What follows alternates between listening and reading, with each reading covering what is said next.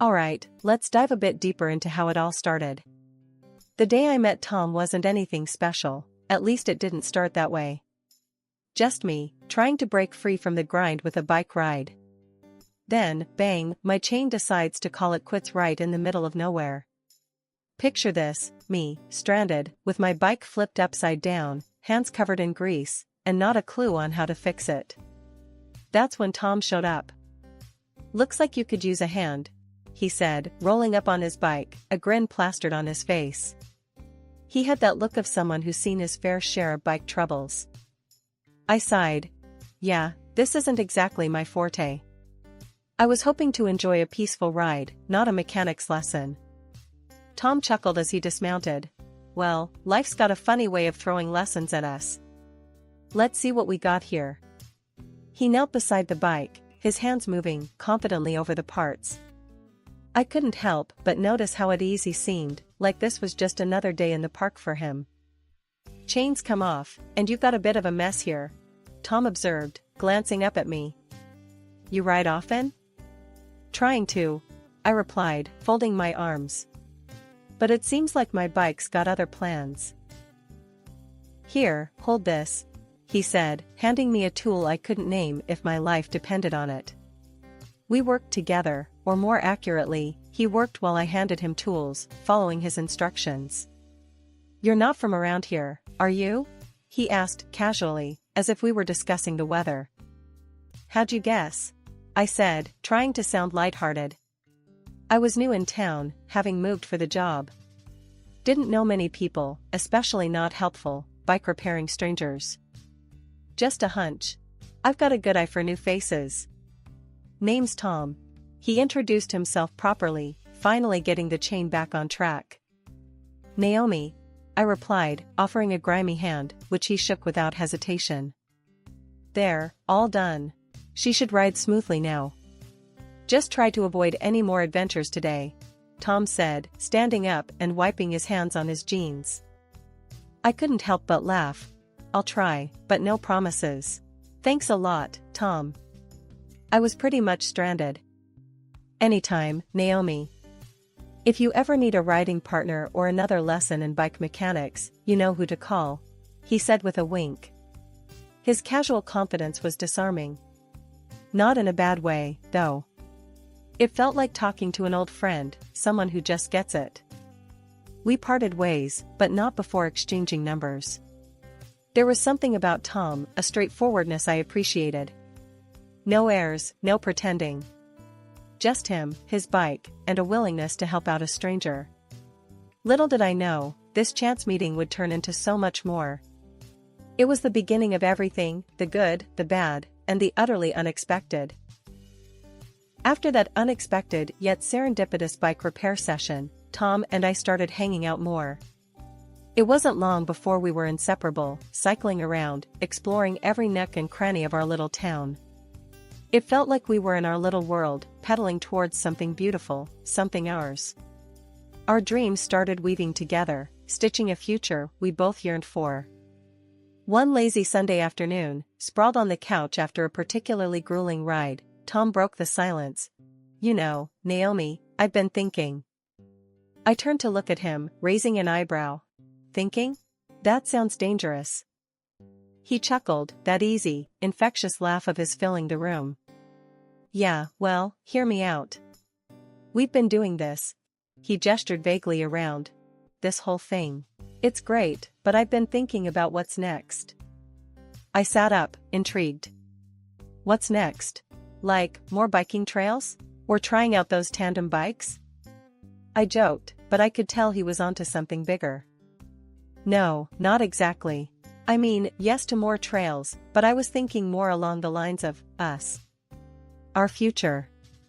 Maybe it's time we started thinking about settling down? You know, find a place that's ours, build a life together." His words hit me like a gentle wave, unexpected yet refreshing. "Settling down, huh?" I mused, letting the idea swirl around in my mind. "I like the sound of that. But, we've got to think big, Tom. If we're doing this, I want us to dream big. A house, yes, but not just any house. Somewhere we can really call home, where we can maybe start a family? Tom's eyes lit up, his hand finding mine, squeezing it gently. Exactly. I was hoping you'd say that. I've been looking at places, nothing concrete, just daydreaming, I guess. There's this one spot, it's a bit out of the way, but the view, Naomi, it's like something out of a dream. We could have our morning coffee overlooking the valley, go on bike rides without seeing a soul. The excitement in his voice was contagious. I leaned in, imagining our future mornings, the mist over the valley, the sound of our laughter echoing as we chased each other on our bikes. Tom, that sounds perfect. But, it's gonna be a lot of work. We're gonna have to hustle like never before. Yeah, I know. But we've got this, Naomi. We make a pretty damn good team, if I say so myself. And hey, no one said our dreams would be handed to us. We'll work for it, every step of the way. The determination in his voice was all the confirmation I needed. We were in this together, ready to face whatever came our way. But, Tom, we've got to make sure we're on the same page here. No sugarcoating, no holding back. If we're doing this, it's gonna take everything we've got. Savings, late nights, maybe even cutting back on some of our adventures. Tom nodded, his expression serious. I get it, and you're right. It's not gonna be easy. But imagine, just imagine, Naomi, coming home to our place, our kids running around in the yard. It'll be worth it. I smiled, leaning my head on his shoulder. Yeah, it will be.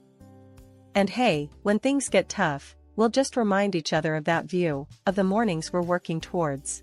Deal? Deal, he agreed, wrapping an arm around me.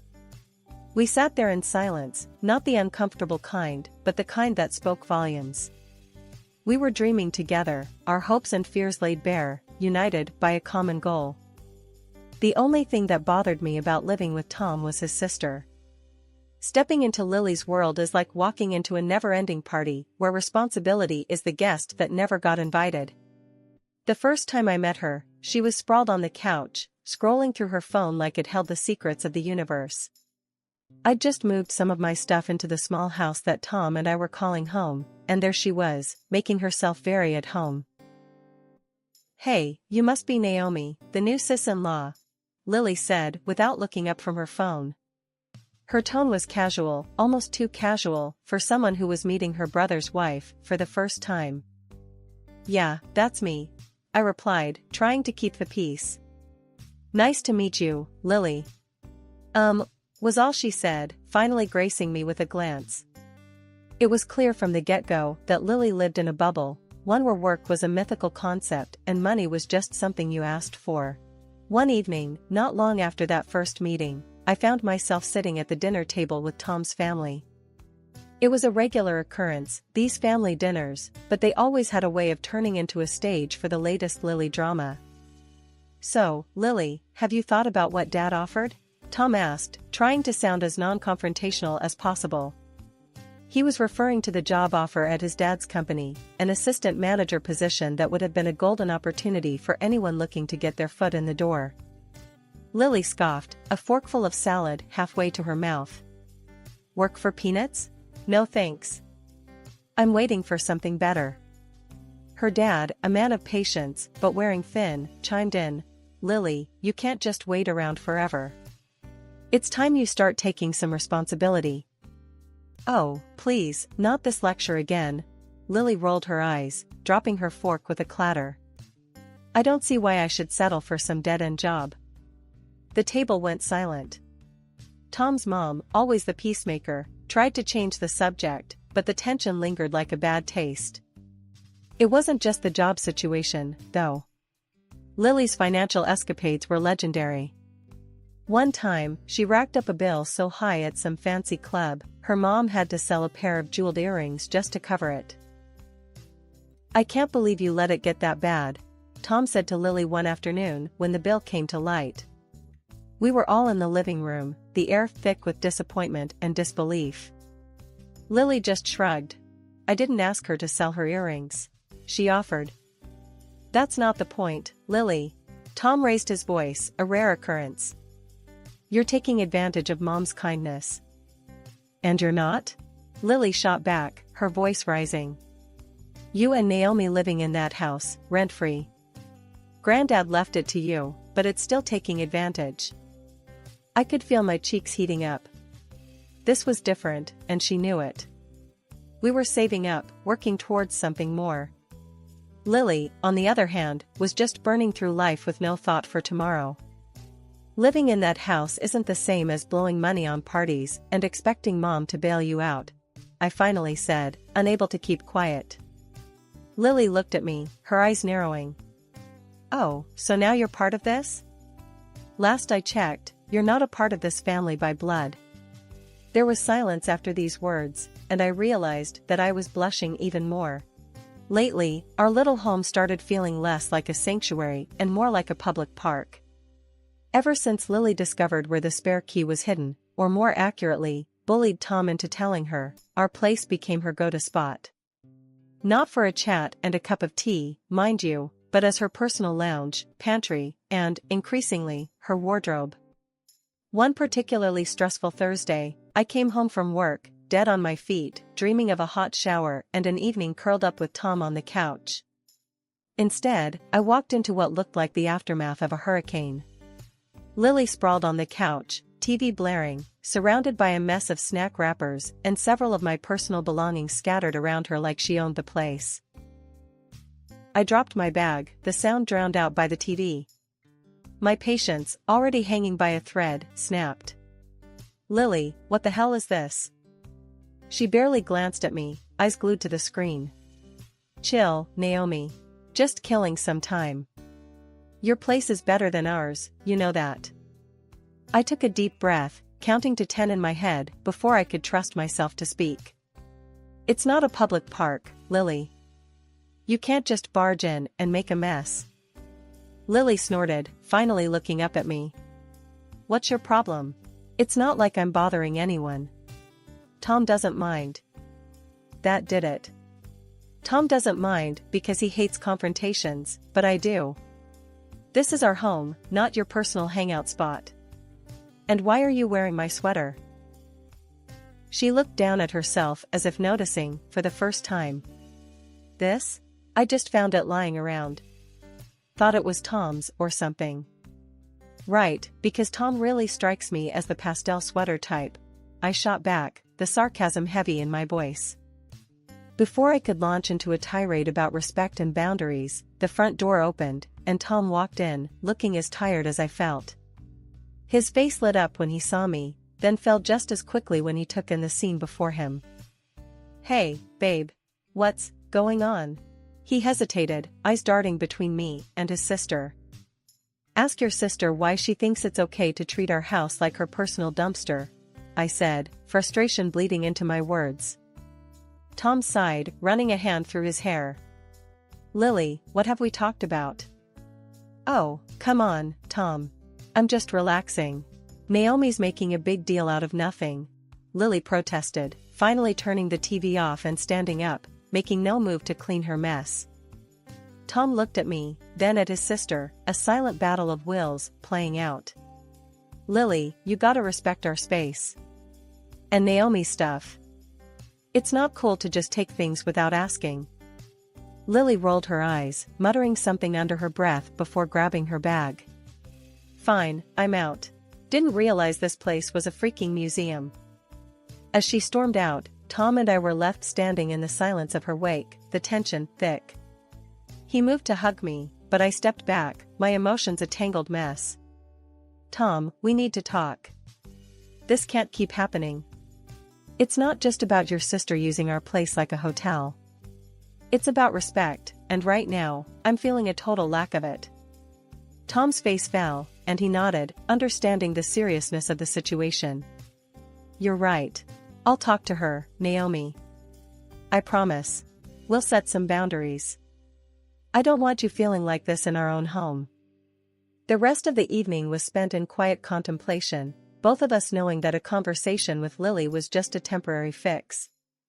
The real challenge was ensuring she understood the meaning of boundaries and respect. That fateful day I caught Lily red-handed, rifling through my personal belongings, marked a turning point. There she was, in my bedroom, drawers open, my stuff scattered all around her. My jaw dropped. "What in the world do you think you're doing?"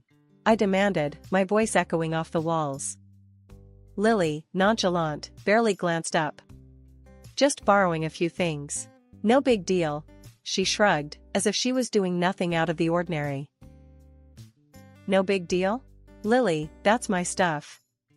You can't just take whatever you want without asking," I shot back, feeling a mix of anger and disbelief.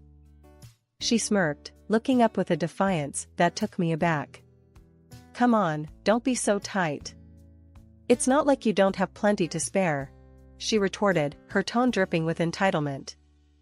I couldn't believe her audacity. "It's not about having plenty, Lily. It's about respect, something you clearly know nothing about," I replied, my voice rising. She rolled her eyes, stuffing a scarf of mine into her bag, and shot back. "You're making a mountain out of a molehill. Chill out." The confrontation escalated quickly, and before I knew it, Lily had stormed out, muttering insults under her breath. The aftermath left me shaken, but little did I know, it was just the beginning. The next day, Lily's mom showed up at our door, furious. Without so much as a greeting, she launched into a tirade. "How dare you accuse my daughter of stealing? You should be ashamed, hoarding all these things, while she has so little." I was taken aback. "It's not about the things. It's about the principle. She can't just barge in and take what she wants," I tried to explain, but it fell on deaf ears. "She's family, and family shares." "You're just being greedy," she accused, her words stinging like salt in a wound. The situation worsened from there. My belongings continued to disappear, only to show up on social media, proudly displayed by Lily as if she'd acquired them through honest means. My frustration grew each day, culminating in the night she decided to bring her drunken party to our doorstep. The noise was unbearable, a cacophony of laughter and shouting that pierced the quiet of our home. Tom, usually the calm one, reached his breaking point. He stormed into the living room, confronting Lily and her rowdy friends. "This is our home, not a bar. You need to leave. Now," he bellowed, the anger in his voice unmistakable. Lily, unfazed and clearly inebriated, laughed in his face. "Oh, come on. We're just having a little fun. Don't be such a killjoy," she slurred, her friends echoing her laughter. Tom's face was a mask of fury. "I'm not joking, Lily. Get out, or I'm calling the police," he threatened, his stance firm and unwavering. The laughter died down as the reality of the situation set in. With grumbles and complaints, Lily and her entourage finally vacated our home, leaving a trail of chaos in their wake. The lull lasted a couple of months, and then things took a nosedive into the bizarre. Dad, who's been a cop for as long as I can remember, decided to crash with us for a bit. That day, Lily, the family's personal whirlwind of chaos, showed up unannounced, claiming some urgent need to just grab a few things from upstairs. She darted through the house with a purpose, then vanished as quickly as she had appeared. Fast forward to the evening, and Dad's casual scrolling through his phone turned frantic. Alert after alert popped up, his bank account was hemorrhaging money at an alarming rate. The realization hit him like a ton of bricks, his bank card was nowhere to be found. He was on the phone with the bank faster than you can say fraud, demanding they block his card immediately. No sooner had he hung up than my phone rang. It was Lily, sounding more sloshed than ever. "Hey, why'd you block the card? You're screwing up my night. How am I supposed to pay for my drinks?" I was floored. "Lily, are you out of your mind? You stole my dad's card, not mine. He's a cop, for crying out loud." Her response was a mix of disbelief and mockery, slurred but clear. "Oh, come on. Stop playing games. You're just trying to get me in trouble." By this time, Dad and Tom were both hovering over me, their faces a mix of anger and incredulity. Dad, always the calm one in a crisis, took the phone from me with a demeanor that could freeze fire. Lily, this is John. You've got exactly one chance to make this right. Return the card and the money, or I promise you, you'll be facing more than just a hangover tomorrow. Her laughter echoed down the phone line, a clear sign she wasn't taking any of this seriously. You guys are hilarious, really. Good night. With that, she hung up. Dad's face was set in stone as he dialed his colleagues at the station, briefing them on the situation with a precision and calmness that belied the storm brewing inside him. Tom paced the room. I sat, dumbfounded by the audacity of Lily's actions and the sheer gall she had to laugh it off. After the debacle with the stolen card, things escalated quickly. We found ourselves at the police station, a place I never imagined we'd be under such circumstances. My dad, still in his work mode, was all business, but I could see the disappointment etched deep in his face. Tom was beside me, a mix of anger and disbelief in his eyes. And there, looking like a deer caught in headlights, was Lily, cuffed and sobbing. Please, I didn't mean for any of this to happen, Lily whimpered, her tough facade crumbled into a heap of regret. I just wanted some fun. Dad, usually the calm one, had his patience worn thin. Fun? Is that what you call stealing? Putting your entire family through this mess? Lily's mom, my mother-in-law, was next to her, tears streaming down her face but with a fire in her eyes. This is all just a big misunderstanding. My Lily wouldn't hurt a fly. You have to believe us. I was fuming, struggling to keep my composure. Misunderstanding? She stole from us, from her own family. How do you just brush that off? The room was charged with tension, each of us standing on a precipice of raw emotions. My father-in-law, a stern man who'd been silent up until now, finally spoke. Enough, he said, his voice commanding the room's attention. This ends now. Lily, you'll return what you took, and we'll sort out the mess you've made. My mother-in-law exploded. You can't be serious. They're treating her like a criminal over some family misunderstanding. That's because she is one, Tom finally said, his tone colder than I'd ever heard.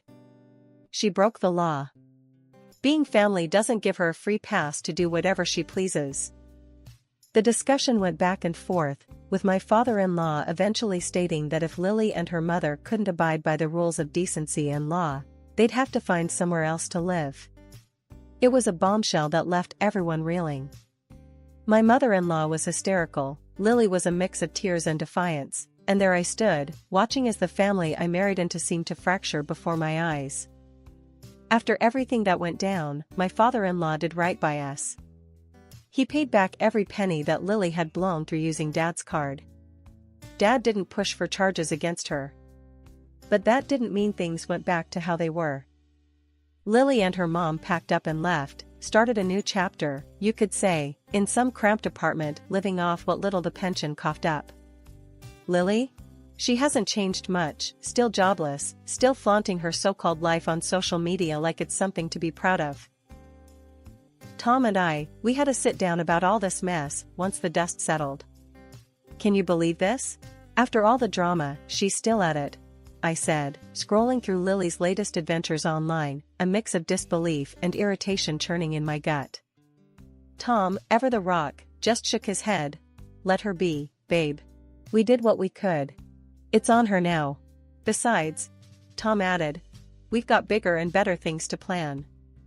Like that big house you keep dreaming about. The determination in his voice was contagious. Absolutely. We focus on us, our dreams, the big house, maybe even start talking about kids? Kids, huh? Tom's eyes lit up at the mention. I think we're gonna make great parents. But let's promise to never let our kids turn into mini Lilies. We laughed together, the sound a healing balm to the wounds of the past weeks. Deal. No mini tyrants allowed. I agreed. The next few days were a testament to our resolve. We cleaned, we planned, we dreamed. Our conversations were peppered with ideas for the future, interspersed with moments of reflection on what we'd gone through. I was thinking, I said one evening as we sat with cups of tea, maybe we should start a new tradition. Something that's just ours, to mark the end of one chapter and the beginning of another. Tom nodded, thoughtful. I like that. What did you have in mind? Maybe a bike ride every month. Just the two of us, exploring new places, making new memories. He grinned, squeezing my hand. I love it. It's how we started, after all. It's perfect. As for Lily and her mom, life had taken them on a different path. They faced their own challenges, grappling with the consequences of their actions. From afar, I hoped they'd find their way, learn from their mistakes, and maybe, just maybe, find their own new beginning.